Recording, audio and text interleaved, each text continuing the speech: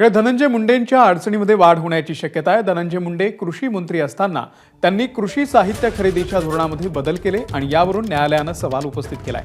कोणत्या आधारावरती कृषी साहित्य खरेदीच्या धोरणामध्ये बदल केले अशी विचारणा नागपूर खंडपीठाकडून करण्यात आलेली आहे। या संदर्भात 2 आठवड्यांमध्ये राज्य सरकारने स्पष्टीकरण देण्याच्या सूचना खंडपीठाने केलेल्या आहेत। 2023 मध्ये धनंजय मुंडे कृषी मंत्री असताना त्यांनी स्वतःचा निर्णय करत 2016 पासून सुरू असलेली डीबीटी योजना बंद केली आणि कृषी साहित्य खरेदी करून शेतकऱ्यांना देण्याचा निर्णय घेतला होता।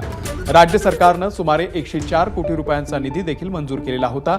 मात्र या प्रकरणामध्ये खंडपीठात याचिका करणाऱ्या राजेंद्र पात्रे यांनी बाजार मूल्यापेक्षा जास्त किमतीमध्ये कृषी साहित्य खरेदी करून कृषी विभागातील अधिकाऱ्यांनी कोट्यवधी रुपयांचा घोटाळा केल्याचा दावा केलेला आहे। उच्च न्यायालयामध्ये जेव्हा एखादी कुठली केस होते किंवा पिटिशन होते तेव्हा उच्च न्यायालय सरकारला जे काही बाबी विचारतात सरकार योग्य वेळी त्याचे योग्य उत्तर देत असतं।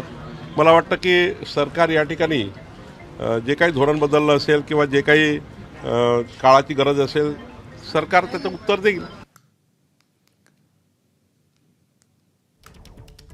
आणि आता पाहूयात दरम्यान हे नेमकं प्रकरण काय आपण पाहूयात। 2023 मध्ये कृषी मंत्री असताना धनंजय मुंडेंनी कृषी साहित्य खरेदीच्या धोरणामध्ये बदल केलेला होता। 2016 पासून सुरू असलेली डीबीटी योजना बंद करत शेतकऱ्यांना कृषी साहित्य खरेदी करून देण्याचा निर्णय घेतला। राज्य सरकारने 104 कोटींचा निधी मंजूर केलाय। स्प्रे पंप आणि इतर कृषी साहित्य खरेदी करून शेतकऱ्यांना पुरवण्याचा निर्णय घेतला। जास्त किमतीमध्ये कृषी साहित्य खरेदी करत कृषी विभागामध्ये कोट्यवधींचा घोटाळा झाल्याचा याचिकेमध्ये दावा करण्यात आलाय। एबीपी माझा, उघडा डोळे बघा नीट।